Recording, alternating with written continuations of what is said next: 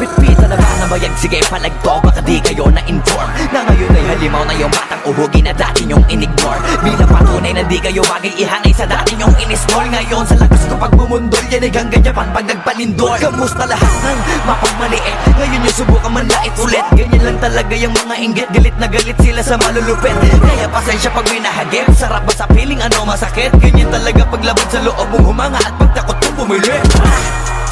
Puta diba napakasakla?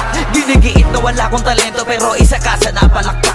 Sige-sigilan nakakaputak, sa pandinig mo ay isalpak. At sa mahina laman na awitin hanggang sa ang utak mo'y mabakbak. Ano masarap ba? Nakakatawa lang lahat mga talangka. Pare-pareho na kinahiligan pero ba't naghihilahan pababa? Dahil ba di matanggap na kinayo ko na lahat ng hindi nyo magawa? Parang hinamak nyo lang mga karagatan na ang gamit ng ibang ka. Ibang ka na yata.